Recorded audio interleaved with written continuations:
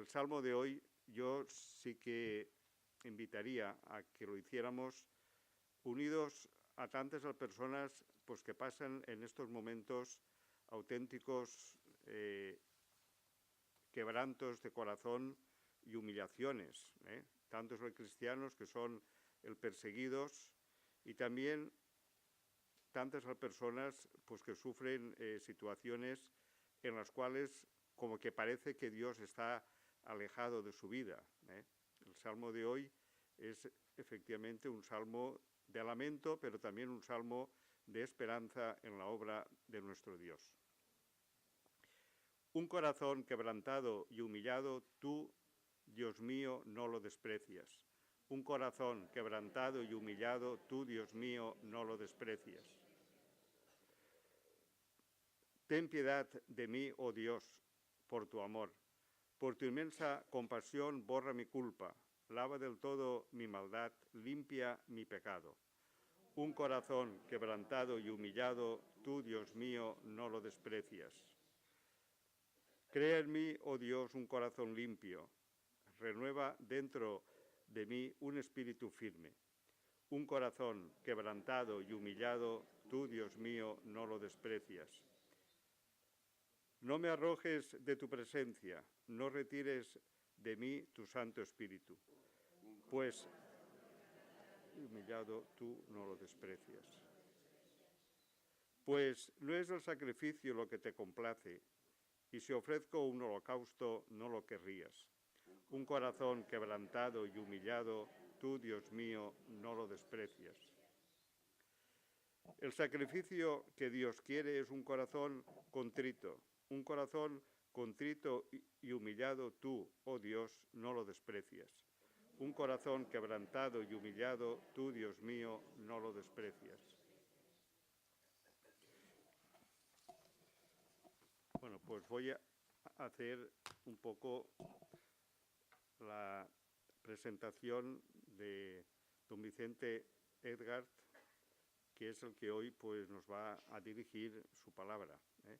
Don Vicente Edgard, que nació en Valencia en 1976, fue ordenado sacerdote en el 2001 por el arzobispo de Valencia, don Agustín García Gasco. Desde ese año hasta el año 2004 fue párroco de Santa Ana en la localidad de Zarra, en la Asunción de Nuestra Señora en Teresa de Cofrentes y en Santa Catalina Virgen y Mártir en Jarafuel. Durante los siguientes 5 años, es decir, hasta el 2009, fue párroco de Nuestra Señora de Terramelar de Paterna, cargo que compaginó con la presidencia de la Comisión Diocesana de Infancia y Juventud del Arzobispado de Valencia. Y con ese cargo, pues organizó y participó en la Jornada Mundial de la Juventud de Sydney de julio del 2008.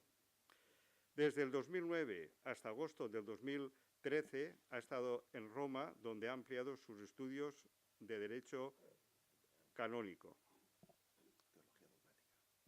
Perdón, Teología Dogmática, que después se dice, pero en fin, esto no... Bueno, pero algo sabrás. Alguna coseta. Entonces... Va a fer un expedient matrimonial m'arriba. Vale, molt bé.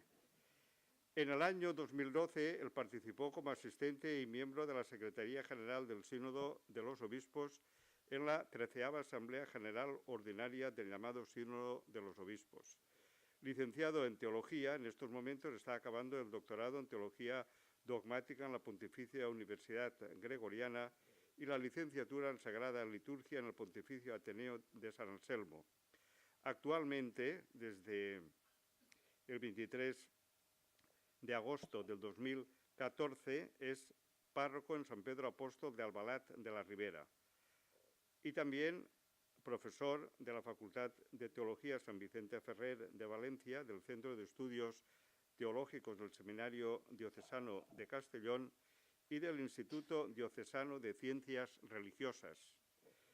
Sintetizando su biografía, pues evidentemente ha compaginado y compagina las tareas pastorales y docentes, lo cual, pues, evidentemente, pues le permitirá darnos una conferencia que nos pueda edificar en este ámbito de la espiritualidad desde la liturgia como realidad sumamente importante en la vida cristiana, porque la liturgia todos la participamos, todos vamos a misa por lo menos los domingos, y a lo mejor, pues si nos fijáramos más y le sacáramos más el contenido a las oraciones que hacemos y que decimos, pues creceríamos en la vida espiritual. Y dado que vamos a ir a misa, pues por lo menos saquémosle el provecho a eso. Pues con eso ya tienes la palabra para la conferencia. En el Pontificio Ateneo de San Anselmo, la asignatura de liturgia y espiritualidad ocupa 24 horas docentes, con lo cual sintetizar 24 horas de clase en un poco menos de 40 minutos es un poco tarea imposible. Pero sí quisiera dar algunos rasgos, algunas pinceladas sobre la cuestión entre la relación entre liturgia y espiritualidad, o más bien, cómo la liturgia está llamada a ser la fuente de la vida espiritual del cristiano. En primer lugar, quisiera hablarles de la relación entre espiritualidad y liturgia, o más bien entre cómo progresivamente la espiritualidad y la liturgia, que nacieron unidas en el inicio de la Iglesia, se fueron posteriormente separando. En el origen de la historia y de la Iglesia y del culto cristiano, la espiritualidad cristiana estuvo fuertemente unida a la vida litúrgica. De hecho, la experiencia de la Eucaristía, junto con la celebración de los demás sacramentos, de modo muy particular los sacramentos de la iniciación cristiana y la oración litúrgica, eran el sustrato de la vida espiritual de aquellas primeras y pequeñas comunidades cristianas. Quizá uno de los elementos más desconocidos de la Iglesia primitiva, junto con la celebración dominical de la fracción del pan, sea el hecho de que los cristianos, cuando todavía no existía la Eucaristía diaria, la celebración diaria de la Eucaristía, sí que se reunían todos los días en varios momentos para orar en común, en torno al obispo. Normalmente una celebración más importante a primera hora de la mañana y al final de la tarde, el origen de nuestras actuales laudes y vísperas, y eran una fuente inagotable de espiritualidad y de vida cristiana para aquellos fieles que día tras día, en torno al obispo, iban rezando y meditando tanto los salmos como la palabra de Dios. Tendremos a pensar que la liturgia de las horas nace en el ambiente monástico. No es así. Nace en el ambiente parroquial, o diríamos hoy catedral, y son, en un momento determinado, los monjes los que conservan un uso litúrgico que se va perdiendo progresivamente en las distintas, hoy diríamos parroquias, podríamos decir, en las distintas comunidades cristianas en torno a la persona del obispo. En todo caso, Eucaristía y oración común nutrían y robustecían al pueblo de Dios, enfrentándose así a la persecución y a la evangelización, porque en los primeros siglos de la Iglesia tuvo que afrontar precisamente la gran tarea de la evangelización del mundo antiguo al mismo tiempo que era perseguida. Y esta espiritualidad fuertemente arraigada a la liturgia fue la que le permitió realizar estas dos acciones fundamentales: resistir en la persecución y al mismo tiempo realizar la obra de la evangelización. Posteriormente, y en los inicios de la Edad Media, por diversas razones de tipo cultural, se va a producir una ruptura entre liturgia y vida espiritual. O más bien, la liturgia va a quedar incapacitada para dar contenido a la vida espiritual de los fieles. Un elemento fundamental para entender este proceso es la privatización de la celebración de la Eucaristía. La celebración de la misa quedará únicamente en manos de los clérigos, solamente en manos del sacerdote, y la oración de las horas únicamente en manos de los monjes o de algunos clérigos reunidos en la catedral en torno al obispo. Cuando el pueblo fiel queda alejado de la celebración litúrgica, tiene que buscar la fuente de su vida espiritual en otros lugares. Dada la escasa formación del pueblo de Dios, era imposible que la Biblia fuera esa fuente. Además, el lugar, digamos, de la escritura en la vida de la Iglesia en aquella época era verdaderamente complicado, dado el grado, en primer lugar, de analfabetismo dominante en la propia sociedad, como también la dificultad de obtener una traducción del texto bíblico. Por tanto, era bastante complicado que una vez la liturgia dejó de ser la fuente de la vida espiritual, pudiera ser sustituida por la Escritura. El pueblo de Dios pasa entonces a vivir su vida espiritual fundamentalmente desde las devociones populares. El lugar que ocupaba la liturgia como centro de la vida espiritual de los fieles pasó a ocuparlo la religiosidad popular. Este proceso, que comienza a partir del siglo VIII, llevará a que la liturgia sea comprendida más como un culto público que hay que cumplimentar para contentar a Dios, pero no sea considerado un elemento esencial o central de la vida espiritual de los fieles. Cuando estamos acabando el siglo XIX e iniciando el siglo XX, surge en la Iglesia lo que se ha venido a llamar el movimiento litúrgico. El movimiento litúrgico es una respuesta a esa profunda división entre liturgia y vida espiritual en los fieles, y también surge como un redescubrimiento de la importancia precisamente de la vida litúrgica en la vida de los primeros cristianos. Grandes teólogos de la liturgia del siglo XX, yo citaría en este caso sobre todo a Romano Guardini, se dan cuenta, desde una profunda preocupación pastoral, de la necesidad de volver a la liturgia como fuente primaria de la vida espiritual de los fieles, y van a proponer, van a intentar, que los textos y los ritos de la liturgia vuelvan a ser el contenido esencial y el fundamento de la vida cristiana y, por tanto, de la vida espiritual. Hemos de pensar en el modo en que se celebraba, por ejemplo, la Eucaristía antes de la reforma promovida por el Concilio Vaticano II. La misa era algo que realizaba el celebrante. Competía únicamente al celebrante, que pronunciaba los textos en latín y además en voz baja.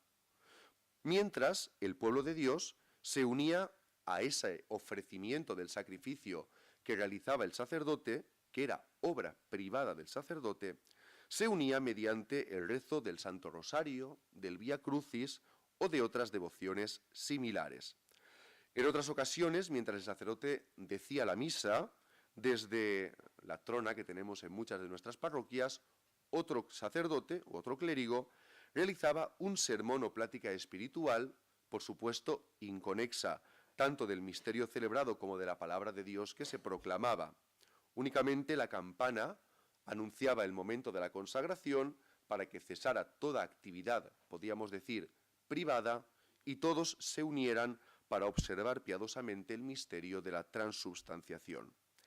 De hecho, el propio Pío XII, en la encíclica Mediator Dei, cuando habla a los albores del Concilio Vaticano II sobre la participación de los fieles en la Eucaristía, dice que muchos fieles cristianos son incapaces, ciertamente, de usar el misal romano, aunque esté traducido en lengua vulgar, y que no todos están preparados para entender rectamente los ritos y las fórmulas litúrgicas. Por tanto, pueden, ciertamente, echar mano de otra manera que a algunos les resulte más fácil. Pueden, por ejemplo, en la Eucaristía, meditar piadosamente los misterios de Jesucristo o haciendo otros ejercicios de piedad y rezando otras oraciones que, aunque diferentes de los sagrados ritos en la forma, sin embargo, concuerdan con ellos por su misma naturaleza. Hasta aquí la cita del Papa Pío XII. Pío XII, por tanto, y la Mediator Dei entienden que la participación litúrgica del fiel no puede ser una participación en la propia Eucaristía mediante los ritos y las plegarias, que solo realiza el sacerdote, pero puede unirse mediante otras devociones que ciertamente son similares en cuanto al contenido, podríamos decir, en cuanto al contenido de fe, respecto de la propia celebración de la Eucaristía. El gran cambio va a venir con el Concilio Vaticano II. El Concilio Vaticano II, a través de su constitución sobre la liturgia, Sacrosanctum Concilium, va a realizar un cambio fundamental en la comprensión de la celebración cristiana e introduce el elemento pastoral como la base para que la liturgia volviera a ser la fuente de la espiritualidad cristiana. Y así, hay varios elementos que el concilio introduce con este objeto. En primer lugar, la celebración en la lengua propia de cada pueblo, la simplificación de los ritos, la mayor claridad ritual a la hora de celebrar los sacramentos, evitando muchísimas duplicidades o incluso algunos elementos que con el tiempo habían dejado de comprenderse. La mayor abundancia de la palabra de Dios dentro de la celebración eucarística. Hemos de pensar en la suerte, la dicha que tenemos los cristianos hoy, que prácticamente en 3 años, asistiendo a la Eucaristía dominical, leemos prácticamente todos los evangelios completos y los textos más importantes de toda la Escritura. Pero es que si además asistimos a la misa diaria, en 3 años habremos leído prácticamente toda la Biblia. Esto es un elemento muy importante y un cambio verdaderamente sustancial del concilio.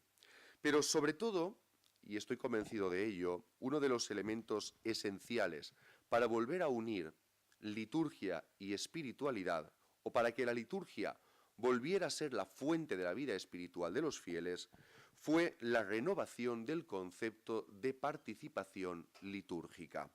Un concepto clave para poder entender esta nueva visión de la relación entre liturgia y espiritualidad. En primer lugar, paso al punto 2 del esquema. Para poder hablar de la participación litúrgica, hemos de distinguir con claridad entre intervenir y participar en la Eucaristía. Lo digo porque muchas veces esta confusión genera no pocos problemas. Mirad, intervenir en la Eucaristía supone realizar y ejercer un ministerio concreto. El que más interviene en la celebración litúrgica ciertamente es el que la preside, porque a él le corresponde dirigir la celebración y pronunciar la gran parte de los textos. Interviene también el lector, que sube al ambón a hacer la primera lectura, o el salmista cuando canta el salmo, o los fieles que hacen la oración de los fieles, o los fieles que presentan las ofrendas. Intervienen en la celebración. También intervienen quienes pasan la colecta, Intervienen todos los que colaboran con la realización ritual del sacramento. Pero participar e intervenir no son la misma cosa, porque si caemos en esa confusión, podemos llegar a pensar que si no hay una intervención dentro de la celebración de la Eucaristía, no hay una verdadera participación. Esto nos puede parecer algo obvio o evidente, pero vayan ustedes, por ejemplo, a una celebración de unas primeras comuniones donde todos los niños han de hacer algo, han de intervenir, porque creemos que si no intervienen todos, no participan todos. Participar e intervenir son cosas diferentes. Para que todos podamos participar en la celebración litúrgica, es necesario que algunos intervengan. Pero no todos tienen que intervenir para que realmente puedan participar, o no es necesario que haya una intervención concreta para que alguien participe plena y fructuosamente de la celebración litúrgica. La participación litúrgica, ¿cómo la entiende el Concilio Vaticano II? Dice Sacrosanctum Concilium en el número 11. Mas para asegurar la plena eficacia de la celebración, es necesario que los fieles se acerquen a la Sagrada Liturgia con recta disposición de ánimo. Primer elemento. Para participar en la celebración litúrgica hay que tener una recta disposición de ánimo. Si uno va a la celebración litúrgica y tiene la mente y el corazón en otra cosa, difícilmente va a poder participar de la liturgia. Segundo, que pongan su alma en consonancia con su voz. Es decir, cuando participamos en la Eucaristía, aquello que nosotros decimos y pronunciamos tiene que estar en consonancia con lo que vive nuestra alma. Cuando yo digo yo confieso, cuando pronuncio el yo confieso, cuando digo Señor ten piedad, mi voz ha de concordar con mi alma, con mi estado de ánimo, con mi intención interior. La participación exterior y la participación interior tienen que coincidir, porque si no caemos en el ritualismo y a veces no nos damos cuenta ni de lo que estamos diciendo en la celebración. En tercer lugar, dice, colaboren así, pongan su alma en consonancia con su voz y colaboren con la gracia divina para no recibirla en vano. Los fieles tienen que participar en la celebración consciente, activa y fructuosamente. Consciente, activa y fructuosamente. Esta es la base de la espiritualidad litúrgica. Una participación consciente, es decir, cuando nos dirigimos a la celebración, y especialmente de la Eucaristía, hemos de ser plenamente conscientes de aquello que celebramos y, por tanto, hemos de conocer los ritos de la Eucaristía. Hemos de conocer el significado de todo el proceso de la celebración. Hemos de tener un conocimiento adecuado que nos permita saber en qué momento de la celebración nos encontramos o por qué realizamos este rito o este otro, y el sentido de cada uno de ellos. En segundo lugar, una participación activa, que, como digo, no es que haya que intervenir en algún aspecto concreto de la celebración, sino que uno no puede estar pasivamente sentado en el banco a verlas ya caer. Uno no puede estar en la celebración de modo pasivo, ha de estar de modo activo. ¿Cómo se está activo?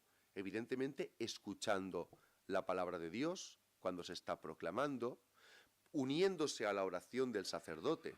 Pongo un ejemplo.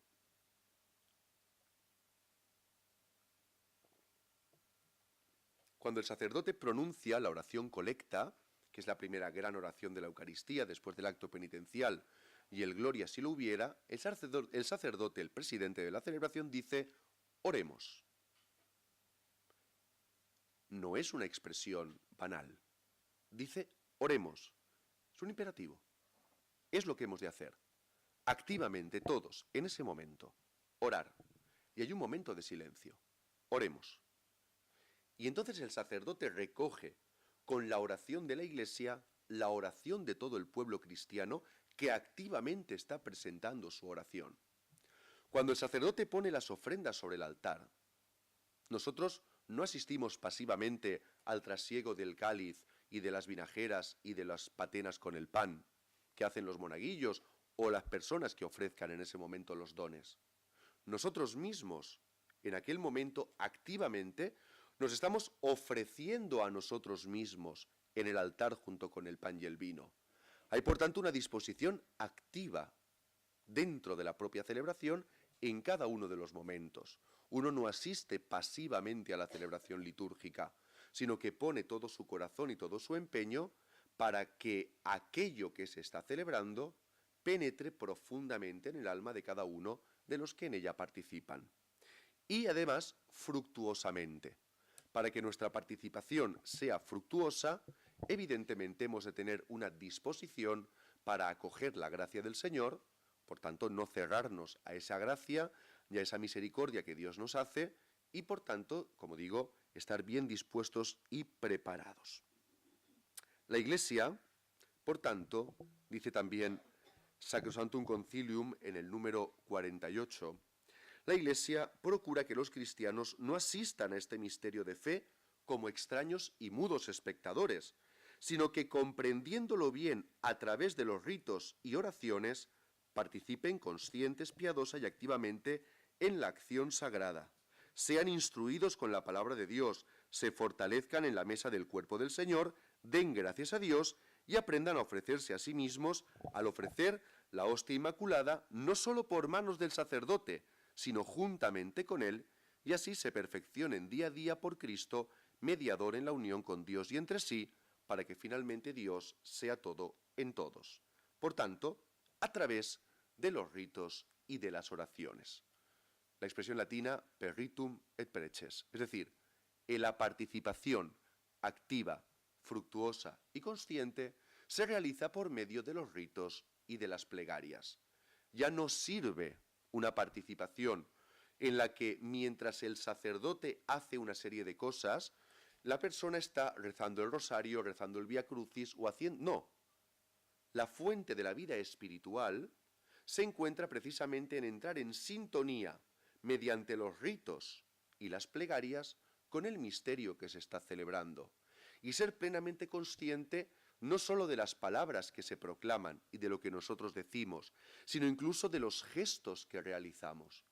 Cuando nos arrodillamos en el momento de la consagración, es un rito concreto que expresa plenamente una actitud activa espiritual, una actitud de adoración, ciertamente.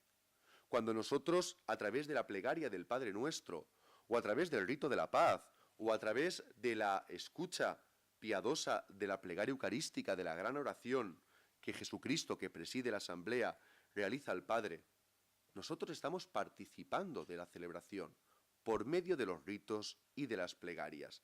Hemos de dejarnos, como digo, inundar el corazón y el espíritu por los ritos y las plegarias que se realizan y se proclaman en la celebración litúrgica. Por eso he querido hablar de una nueva espiritualidad litúrgica desde la participación litúrgica. Mirad, yo creo que durante los últimos 30 años, 40 años, hemos insistido muchísimo en la intervención en la liturgia. Ciertamente veníamos de una situación en la que los fieles permanecían ajenos a la celebración. Por tanto, había un gran interés en que los fieles fueran conscientes de la importancia que tenía que ellos también intervinieran, fueran, entre comillas, protagonistas, aunque el único protagonista de la celebración litúrgica ciertamente es el Señor Jesucristo. Pero que hubiera la intención de la intervención, de que la gente interviniera, era ciertamente para hacer comprender que la celebración litúrgica no es un asunto privado únicamente del ministerio ordenado, sino que lo es de todo el pueblo de Dios.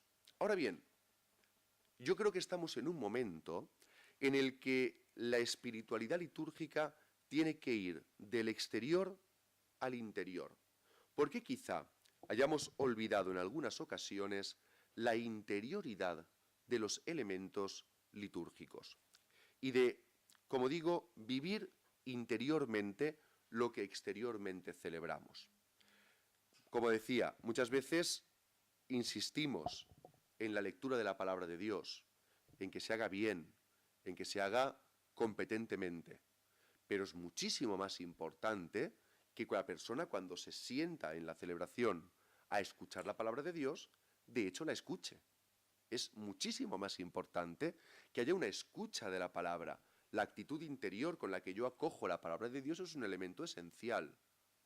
Cuando nosotros estamos rezando la gran plegaria eucarística, en la que estamos recordando el momento en el que Cristo instituyó la Eucaristía, nosotros, los fieles cristianos, tienen que vivir interiormente ese momento, porque la liturgia nos traslada al momento originario de nuestra propia salvación.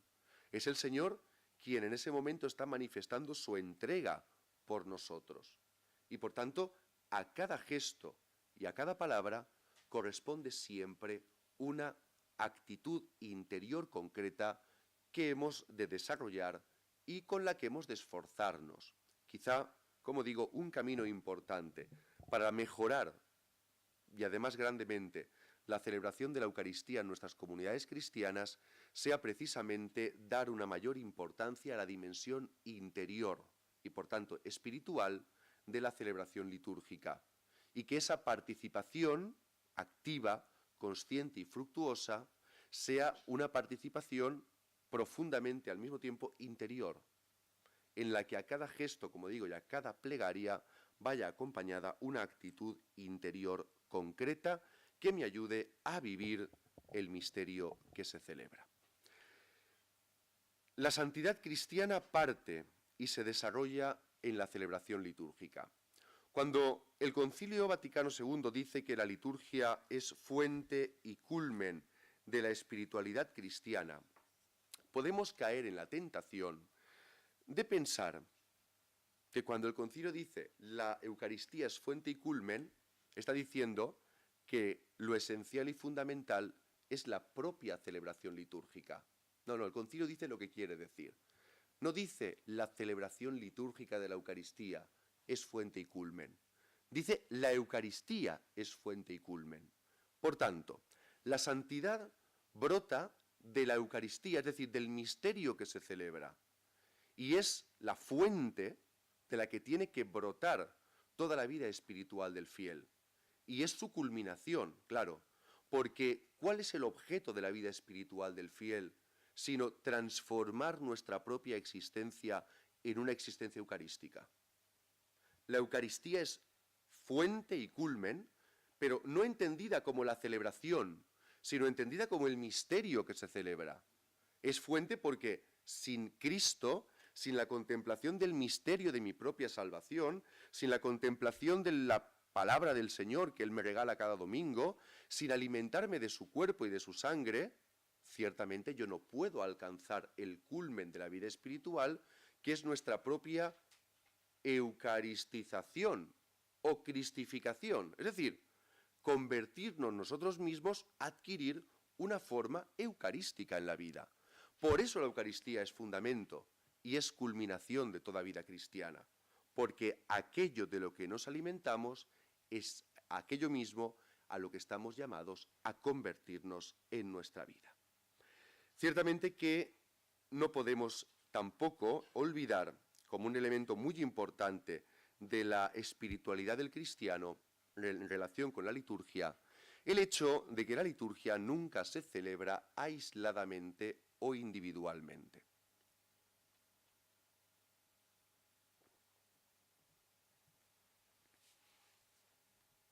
Esto es un elemento muy importante, porque podemos llegar a pensar que la Eucaristía es un asunto individual o privado. Nunca, nunca lo es. La Eucaristía siempre tiene un sujeto que celebra, que es la asamblea. Y por tanto, la asamblea litúrgica nos sitúa a todos en un camino de santidad compartida. Y esto también es un elemento que nos tiene que ayudar en nuestra propia vivencia de la liturgia como fuente de la vida espiritual. Cuando celebramos la Eucaristía, no la celebramos individualmente. Y por tanto, el crecimiento espiritual ciertamente que se produce en cada uno de nosotros, pero se ha de producir también en la comunidad cristiana. Y por tanto, la forma eucarística no solo se refiere al individuo, no solo se refiere a cada uno de nosotros, sino que se refiere también al conjunto de toda la comunidad celebrante. Y así, no solo el fiel está llamado a la santidad, sino que todo el pueblo de Dios está llamado a la santidad. Toda la comunidad cristiana está llamada a ser santa. La Eucaristía es fuente y culmen de la vida del cristiano y de la vida cristiana de la comunidad cristiana. Y así no podemos vivir el sacramento de la Eucaristía de un modo aislado, sino que hemos de sentirnos profundamente unidos unos a otros en la celebración y en la vivencia espiritual. En este sentido, la propia liturgia ya nos ofrece elementos que nos ayudan a vivir este aspecto. Por ejemplo, el canto. El canto es un elemento esencial, porque el canto hace que la unión de las voces haga concordes también los corazones. Cantamos juntos, cantamos unidos, cantamos y por tanto se genera unidad y comunión. Compartimos el mismo pan, compartimos los mismos ritos, compartimos las mismas plegarias. Es decir, la santidad es un camino que brota, tiene su fuente en la liturgia y en la Eucaristía, pero no olvidemos nunca esa dimensión comunitaria. Asistir a la Eucaristía como si fuera un evento privado no es un camino para descubrir verdaderamente la fuente espiritual que tienes, que es la liturgia, que nos habla de la salvación y de la santidad, no solo como individuos, sino también como iglesia, como comunidad cristiana. Un elemento también importante, la relación entre liturgia y religiosidad popular. Quiere decir, con todo lo que acabo de decir, que la liturgia es fuente y vida de la vida espiritual del cristiano, que no hay lugar para la religiosidad popular o para las devociones dentro de la vida del creyente. Hay algunos teólogos, algunos liturgistas, un poco más radicales, que hablan de la sola liturgia. Solo la liturgia tiene que alimentar la vida de los fieles. No, no es la posición del concilio, por supuesto que no. El concilio dice con toda claridad que la liturgia no agota la vida espiritual de los fieles. Esto es muy importante también saberlo. La liturgia es fuente de la vida espiritual, pero no la agota. ¿Por qué? Porque nosotros encontramos también elementos fundamentales e importantísimos de nuestro propio crecimiento espiritual, por ejemplo, en la oración personal. Es esencial. La oración personal, el trato de intimidad con el Señor, es un elemento fundamental de la espiritualidad cristiana. Ahora bien, cuando nosotros, por ejemplo, leemos el texto del Evangelio de cada día, que hoy lo tenemos con gran facilidad, y lo leemos en casa, y lo rezamos y lo meditamos, ciertamente que esa meditación tiene un grandísimo valor. Pero no olvidemos que esa meditación está profundamente conectada con la celebración litúrgica. ¿Por qué? Porque yo quizá ese día no pueda asistir a la Eucaristía, pero me puedo unir con mis hermanos cristianos al rezar y al leer en la intimidad de mi casa el texto del Evangelio que se va a proclamar en la celebración de la Eucaristía. Por tanto, la oración personal también puede ser un elemento de profunda comunión espiritual con los fieles que celebran la Eucaristía.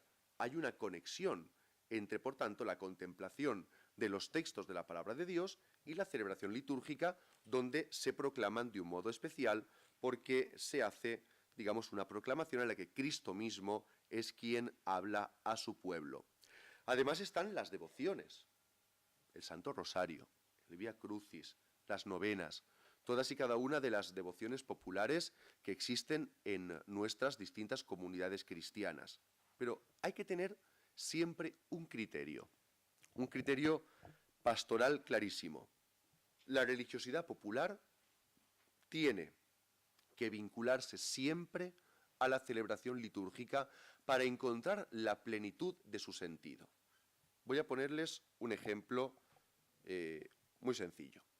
Yo recuerdo cuando era cura de uno de estos pueblos que ha comentado antes quien me ha presentado, recuerdo un año en el que se celebraba la procesión del Santo Entierro. Una procesión que forma parte de la religiosidad popular y forma parte de digamos, del Viernes Santo, de las celebraciones del Viernes Santo.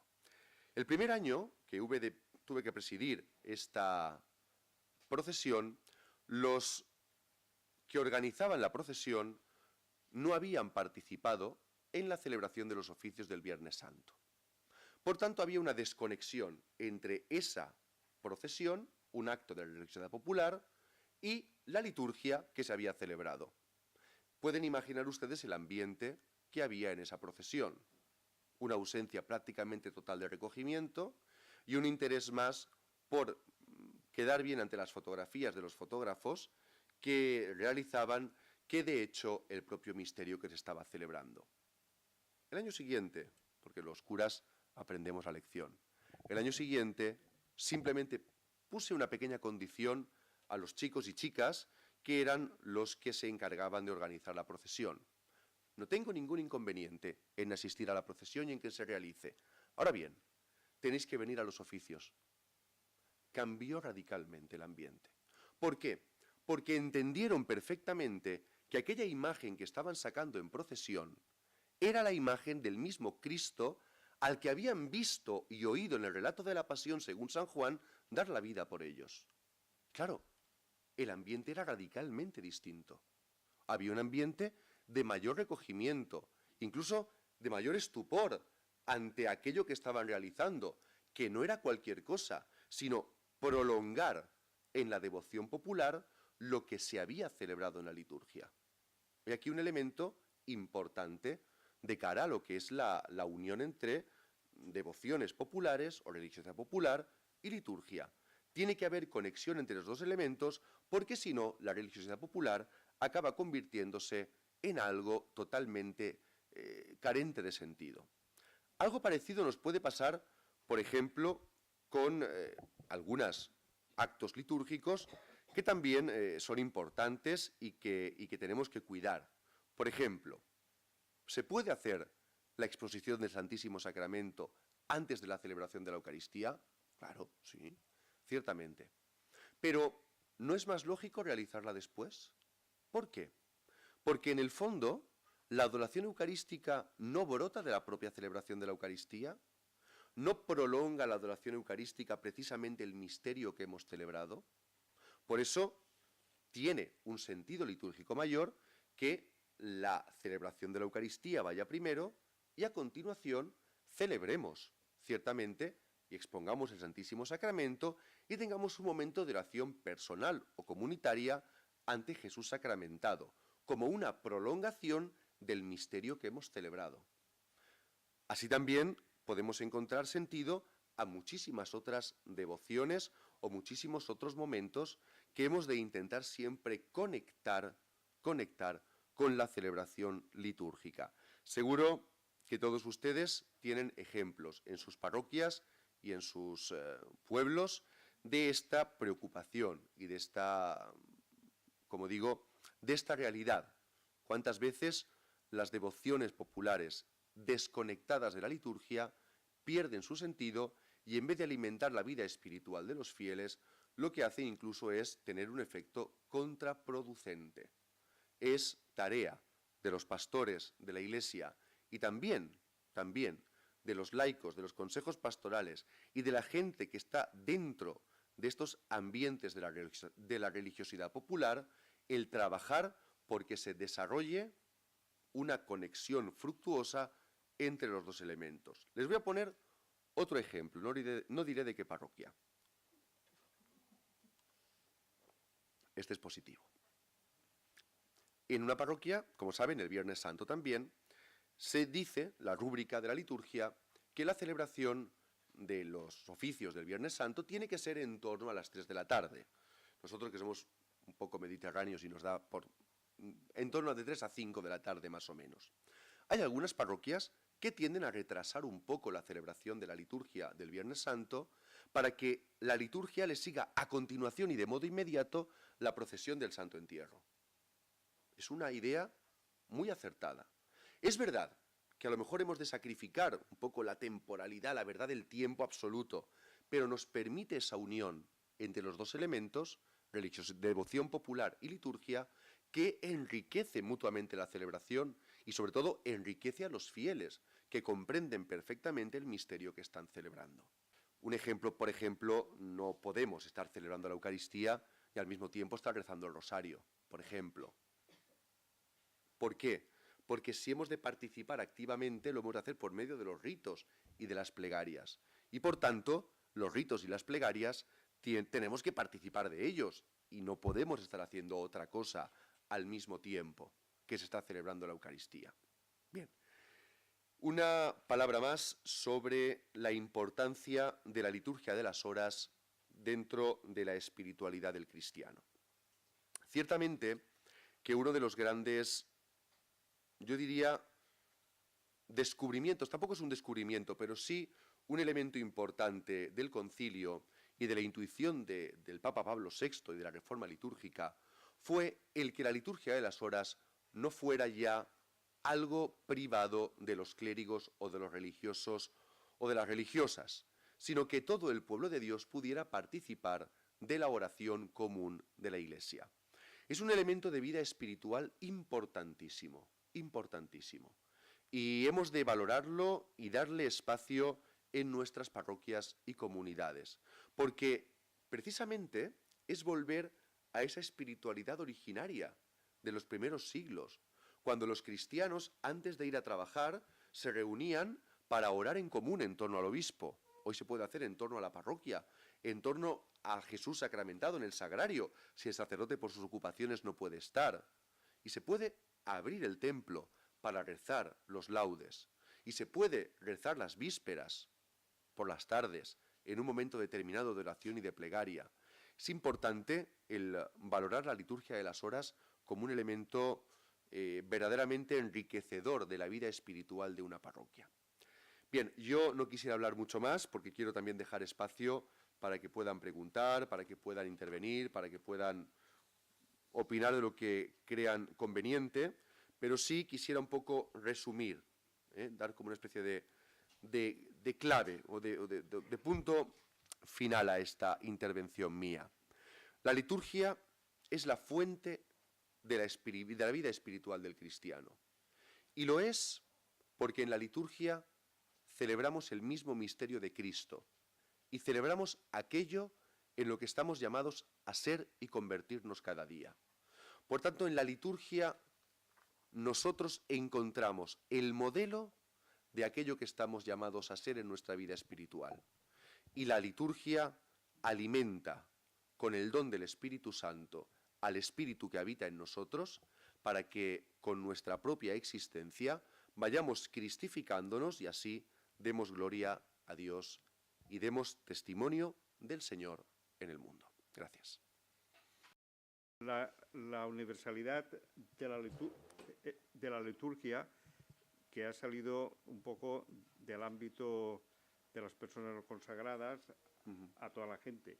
Y eso tiene relación, evidentemente, con lo que dice la Lumen Gentium de la llamada a la santidad universal de todos. Ciertamente.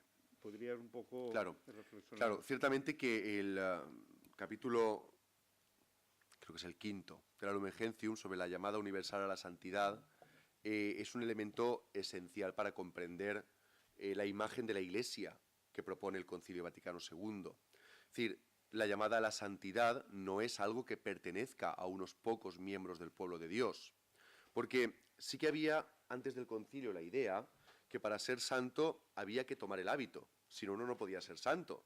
¿Cómo se podía ser santo en la vida matrimonial o en la vida ordinaria? El concilio, en este sentido, descubre con toda claridad la raíz bautismal de la vida cristiana y, evidentemente, la raíz bautismal de la vida cristiana lleva coherentemente a que si todo bautizado está llamado a ser como Cristo, todo bautizado está llamado a la santidad, independientemente de su estado, podríamos decir, eclesial, bien sea en la vida consagrada, en la vida sacerdotal, bien sea en la vida laical, dentro del matrimonio, en cualquiera de los múltiples estados de la vida de la Iglesia. Ciertamente que, claro, la vocación universal a la santidad supone también una vocación universal a la participación en la liturgia, porque la liturgia ya no debe enriquecer únicamente a unos cuantos, sino que debe ser capaz de dar sentido y orientar la vida espiritual de todos los fieles. En ese sentido, claro, el concilio, todo el concilio está hecho de una manera unitaria, aunque ciertamente hay una influencia muy grande de Sacrosanctum Concilium en Lumen Gentium, porque primero se aprobó el documento sobre la liturgia, que estaba más maduro, y después el documento sobre la Iglesia. Y, como digo, esta necesidad de que todo el pueblo de Dios participe en la celebración litúrgica brota claramente de la vocación universal a la santidad y, sobre todo, de nuestra vocación bautismal.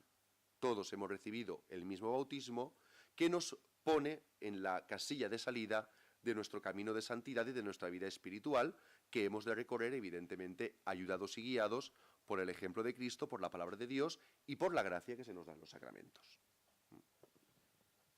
Sí. Yo quería preguntar, Sí. quería primero darle las gracias, Edgar, y comentar también lo que ha dicho sobre la exposición, Jesús expuesto.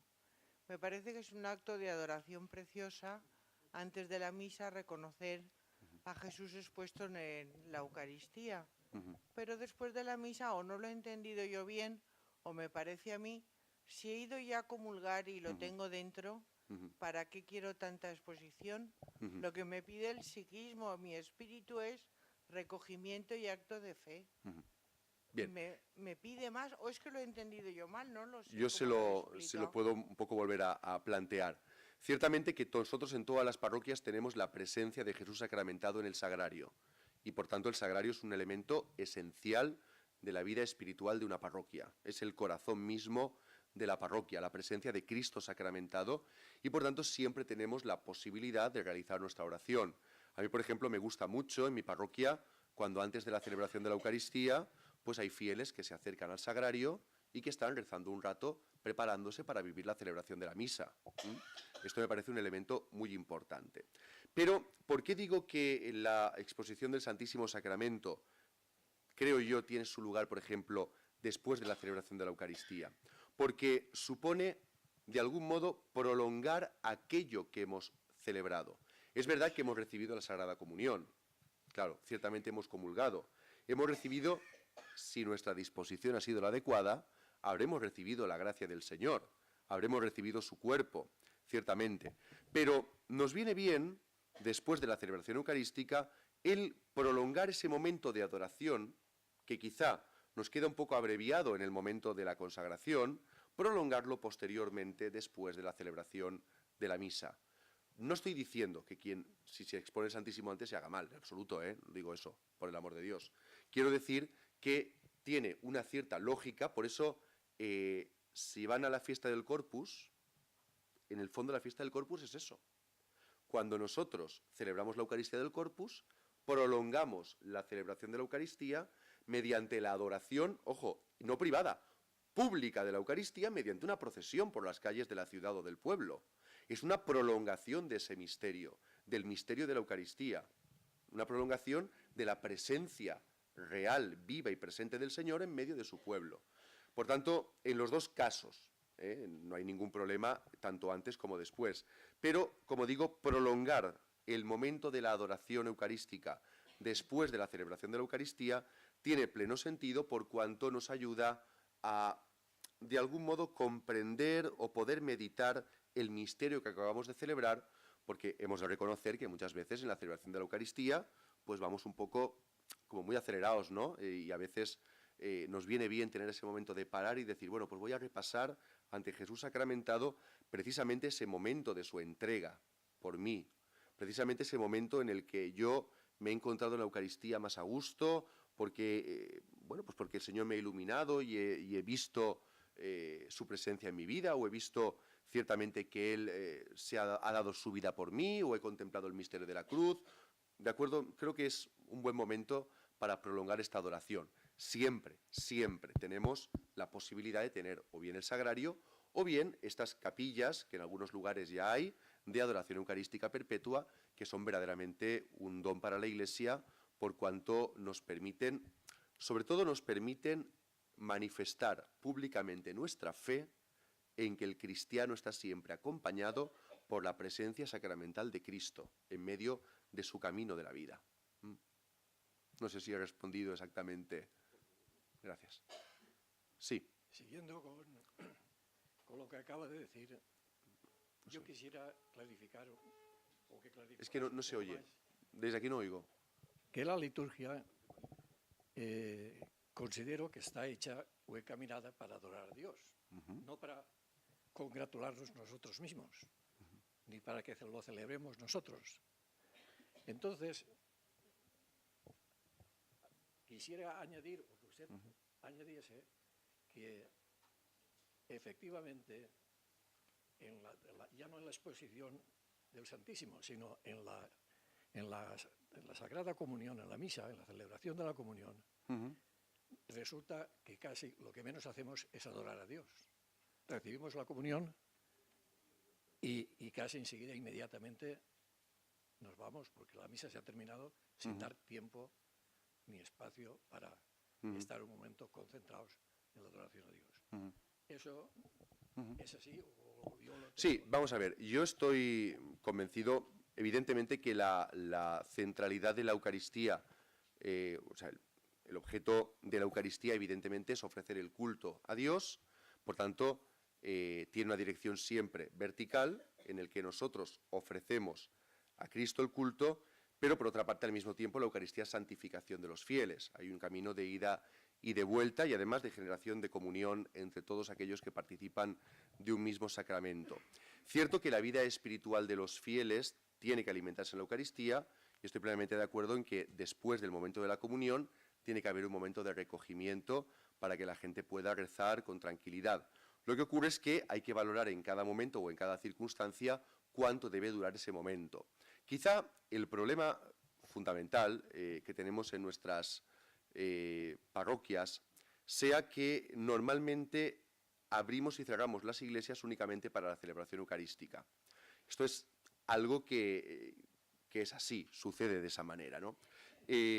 Por ejemplo, abrimos justo media hora antes de que empiece la Eucaristía y únicamente cuando acabamos de cerrar ya parece un poco que nos estén echando de la iglesia porque hay que cerrar, porque ya se hace tarde, porque ya vienen otras cosas o porque hemos de terminar el día.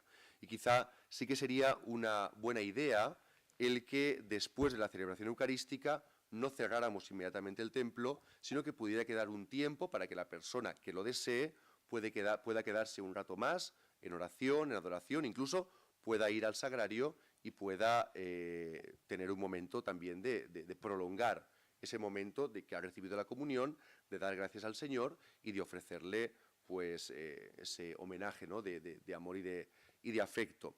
También es verdad que muchas veces tenemos, como digo, problemas de intendencia para tener abiertas las iglesias más tiempo del que nos gustaría. Quizá tendríamos que ser creativos para poder encontrar momentos en los que la parroquia, el templo, estuviera abierto más tiempo y se pudiera tener estos momentos de oración íntima y personal con el Señor. Sería una buena solución. En todo caso, como digo, depende de cada comunidad cristiana. Sí que es verdad que a veces la sensación, y lo digo en todas las parroquias, es que cuando uno acaba la misa ya, vámonos corriendo. Y quizás debiéramos dejar un tiempo para que la gente pudiera tener ese momento de recogimiento y de dar gracias. Sí. Aquí delante.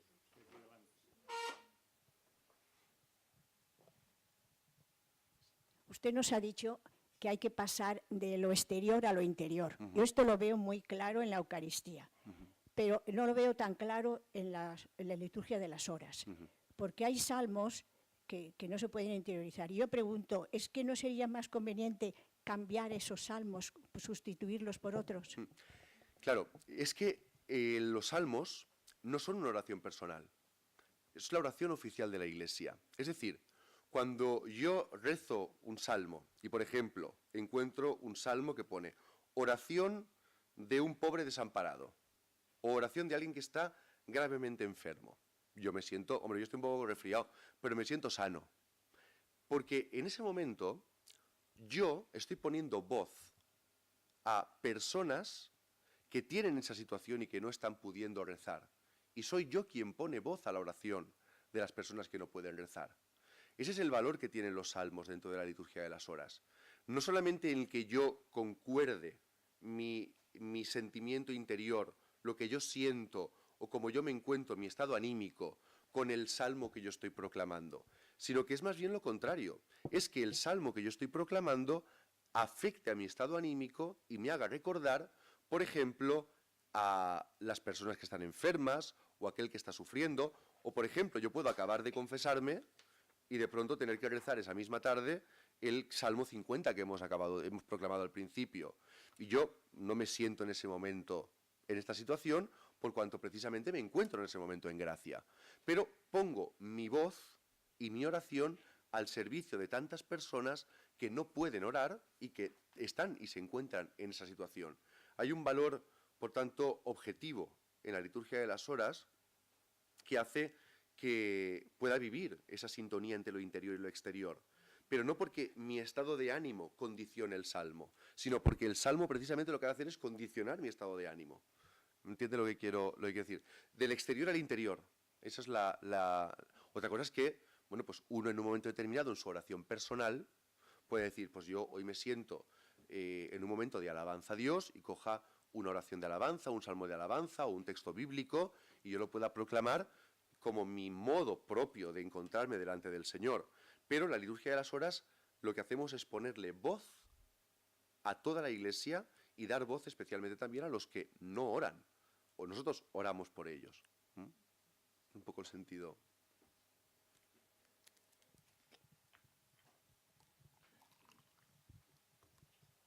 Bueno, buenas tardes. Gracias. Primero, dar las gracias por la exposición, que me ha parecido estupenda y me ha hecho trasladarme a mi comunidad parroquial, en la que yo creo que en general falta formación litúrgica a la asamblea para poder llegar a estas cosas, ¿no? Y me he transportado hasta allá. Pero mi pregunta concreta era, en las parroquias, en todas, yo creo que en todas, existe el grupo de liturgia. Mi interrogante es, porque formo parte del grupo de liturgia, pero no sé por dónde seguir. Entonces, ¿cuál es la función de un grupo de liturgia en una comunidad cristiana? La función de un grupo de liturgia, y se lo está diciendo alguien que pertenece al grupo de liturgia de su parroquia desde que tenía 13 años, creo, O sea que desde muy jovencito estábamos metidos ahí un grupo de chavales en el equipo de liturgia. Sobre todo es la animación litúrgica de la comunidad. Es decir, no es sustituir a la comunidad en la celebración, sino de alguna manera garantizar que todas las intervenciones que se deben realizar y toda, podríamos decir, la intendencia o la infraestructura de la propia celebración esté hecha para que todos podamos celebrar con tranquilidad. esto es muy importante, porque si yo, que soy el que preside la celebración, salgo al altar y no sé quién va a leer las lecturas, no sé quién va a hacer las ofrendas, no sé qué va a suceder, al final esto a mí personalmente me impide celebrar correctamente. Celebrar además fructuosamente. Y además yo creo que mi propio estado de ánimo influye en los fieles y puede transmitirles incluso nerviosismo. Por tanto, es importante que el equipo de liturgia tiene una función muy importante de preparar esa intendencia. Al mismo tiempo, el equipo de liturgia tiene que animar la formación litúrgica de los fieles. ¿Cómo debe hacerse esa formación litúrgica? Pues yo creo que hay dos caminos fundamentales. Hay un primer camino que es mediante las pequeñas moniciones dentro de la celebración. Por ejemplo, hay parroquias donde la gente no sabe comulgar bien. Pues no pasa nada que 3 semanas, 3 domingos del año, expliquemos a la gente cómo se comulga correctamente. Porque uno se da cuenta enseguida. Yo, por ejemplo, en mi parroquia no hay ningún problema, la gente comulga correctamente. Pero hay otras donde yo he estado y la gente no comulga bien, no saben bien comulgar con la mano, cómo se hace. No pasa nada explicarlo. Se puede hacer 3 semanas y explicarlo. No hay ningún problema. Se puede preparar de alguna manera con alguna pequeña monición que sitúe algún rito o algún elemento que vayamos a destacar en esa celebración, o por ejemplo, si hay una celebración, por ejemplo, de las confirmaciones, pues que antes del rito de la confirmación hay una pequeña monición exponiendo a los fieles lo que se celebra. Ese es un camino. Otro camino es el de la formación litúrgica pura, es decir, preparar a los fieles para la celebración. Yo, por ejemplo, el año pasado tuve una experiencia que fue satisfactoria de cara a la Semana Santa. Por ejemplo, la Semana Santa tiene 2 elementos en las celebraciones, que es el elemento ritual, porque hay ritos que son distintos. El Jueves Santo está el lavatorio de los pies. El Viernes Santo la celebración es completamente diversa a la del resto del año. La Vigilia Pascual tiene un montón de signos, de símbolos, de elementos que son diferentes. Y luego están los textos de la palabra de Dios. Claro, cuando yo tengo que predicar, ¿en qué me centro? No puedo explicarlo todo. Entonces, ¿qué es lo que hicimos en mi parroquia el año pasado? Cogimos el Lunes Santo e hicimos una charla, una conferencia, como una charla, donde explicamos todos los ritos de la Semana Santa. Todo lo que íbamos a celebrar cada día. El jueves, el sentido de la celebración, el sentido de cada rito, el viernes, el sentido de la estructura, el sentido ritual de cada parte, la Vigilia Pascual, y luego en los sermones, en las homilías, me pude centrar mucho más en el misterio que se celebra y en los textos de la palabra de Dios, por cuanto ya no era necesario volver a explicar todos y cada uno de los ritos que se estaban celebrando. Puede ser perfectamente un elemento importante. Por ejemplo, ahora iniciamos la Cuaresma. Yo no sé si se han dado cuenta que la Cuaresma, los textos de la palabra de Dios que se leen en Cuaresma, no son casuales. Siguen un programa, y un programa muy concreto. Por ejemplo, este año, que es el año B, el año que leemos a Marcos, en los 3 domingos de Cuaresma, tercero, cuarto y quinto, vamos a leer 3 textos que nos hablan de la pasión de Cristo. Es el tema de este año. Vamos a leer la purificación del templo, destruid este templo y en 3 días lo reconstruiré, se refería al templo de su cuerpo. Vamos a leer el texto de la serpiente elevada en el desierto, cuando el Hijo del Hombre sea elevado, atraerá a todos hacia sí, por tanto, el texto que habla de la cruz, y finalmente el grano de trigo que cae en tierra y muere. Hablando de la pasión y muerte de Cristo, es el tema. Bueno, pues no vendría mal a lo mejor quizá, antes de iniciar la Cuaresma, pues tener una pequeña charla, una pequeña introducción, donde se presentara el tema de la Cuaresma, los textos que se van a proclamar, por qué vamos a leer en las primeras lecturas los momentos principales de la historia de la salvación. Por ejemplo, leímos a Noé esta semana pasada. Esta semana vamos a leer el sacrificio de Isaac, y vamos a leer los momentos fundamentales de la historia de la salvación. Hay un programa de lecturas que nos ayudan a entrar en el misterio de la Pascua. También es conveniente que hubiera una formación previa. No creo que no tenemos que tener miedo a tener ese tipo de opciones. Para eso, yo les recomiendo encarecidamente una cosa que es un instrumento importantísimo, que es el itinerario de evangelización. Porque precisamente en el itinerario lo que van a hacer los grupos y las personas que pertenecen al itinerario es precisamente hacerse esas preguntas que se hace usted. ¿Cómo podemos mejorar la formación litúrgica de los fieles? Pensémoslo entre todos y propongámoslo a la parroquia. y busquemos a las personas que nos pueden ayudar, o el propio párroco, u otras personas, o religiosos, que nos puedan ayudar precisamente en esta tarea de la formación litúrgica, que es esencial, es esencial. Hay un profundo desconocimiento de la liturgia, porque ciertamente que se tradujo la liturgia de latín al castellano, pero eso no significa que la gente entienda lo que significa cada uno de los ritos o cada uno de los momentos de la celebración litúrgica. Y esto es, como digo, es un elemento esencial porque nos ayuda a vivir mejor la celebración. Hay que buscar esos espacios de formación y proponerlos a la comunidad. Yo creo que nos cabe una más. Una pregunta. Sí, claro. No sé si es pregunta o... porque era felicitarte por la unidad entre el rito, la celebración y la vida. Yo creo que en la Christi Fidelis Laici el Papa dice que el problema fundamental de los cristianos es la unidad, vivir en unidad. Y es donde te he visto dudar a ti. Pero ¿cómo se hace esto? Yo estoy en una parroquia que es muy de piedad popular. Yo sé que doy comuniones, pero con una proporción muy diferente entre la comunión y las confesiones. Y esto, tú has dicho, ¿esto quién? Los pastores. Oh, claro. Pues mira. Claro, ciertamente que eso nos ocurre en todas las parroquias, es decir, damos muchísimas más comuniones que confesamos, eso es evidente. Ciertamente hay un problema de comprensión de lo que es la Eucaristía y sobre todo de algo que decía el concilio, que es la disposición interior a la hora de afrontar la celebración eucarística. Es decir, para recibir con fruto la celebración de la Eucaristía, uno debe estar en gracia. Por tanto, uno debe haber recibido el sacramento de la penitencia. Lo que ocurre es que a veces, en algunos momentos, hemos insistido mucho en el sacramento de la penitencia.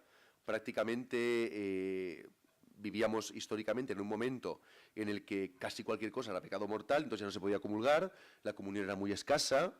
Entonces el concilio, yo creo que muy inteligentemente, y los pastores después del concilio abrieron la posibilidad para que la gente recibiera la comunión de una manera mucho más abundante. Esto tiene la contrapartida de que a veces en el pueblo de Dios se olvida de que para recibir la Sagrada Comunión uno debe estar en gracia y que por tanto uno debe recibir el sacramento de la penitencia. Y como digo, hay que insistir, pero esto es como todo, es en el fondo un problema de falta de formación, porque cuando falla la formación espiritual de una comunidad cristiana, al final fallan ese tipo de cosas, falla la conciencia de pecado, falla por tanto la necesidad de reconciliarse con Dios. ¿Cuántas veces los pastores confesamos y nadie tiene pecados? Y nadie es consciente realmente. Solamente uno tiene pecado los niños cuando se confiesan. Eso sí, en la primera comunión todos tienen pecados. Vienen, los dicen perfectamente. Los adultos ya lo vivimos de otra manera. Pero creo que es importante resaltar la importancia de asistir a la celebración litúrgica con la disposición adecuada. Y esto incluye ciertamente el recibir el sacramento de la penitencia convenientemente, cuando sea conveniente. Y al menos también es verdad que hemos de garantizar que haya un servicio en todas las parroquias para poder recibir este sacramento, que a veces no siempre está garantizado. Poner una serie de celebraciones anuales donde la gente pueda tener la celebración comunitaria de la penitencia con la absolución individual. Evidentemente, con los otros sacerdotes de la zona se puede organizar para tener al menos unos cuantos momentos al año en el que se pueda producir este momento.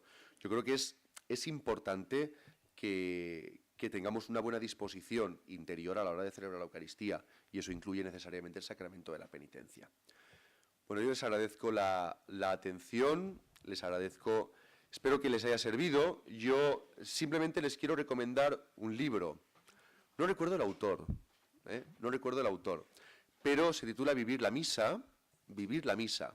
En las Paulinas creo que lo tienen, Bueno, y en cualquier librería. Lo envías y Sí, lo puede enviar la referencia por el autor, porque el autor creo que es un belga que vive en Holanda o una cosa así. Y sobre todo es muy interesante porque explica toda la celebración de la misa, pero después de cada una de las partes de la misa habla precisamente de la disposición interior, precisamente de cómo se debe vivir interiormente ese momento de la Eucaristía. Como veo que también hay algunos alumnos de mi clase del Instituto de Ciencias Religiosas, ahora nos vamos todos corriendo para continuar la clase, que además nos toca explicar los salmos. Bueno, Gracias. pues dar las gracias a don Vicente y recordar las dos conferencias que quedan para el mes de abril, el 29 de abril y el 27 de mayo.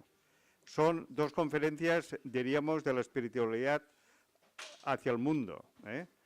La primera es espiritualidad en las periferias, acogida, compromiso y acompañamiento, que la dará el jesuita Darío Mollá, y la espiritualidad y perfeccionamiento de la creación en todas sus dimensiones, que la dará el hermanito Isaac, de los hermanitos del Cordero. Bueno, pues gracias, que llegas tarde.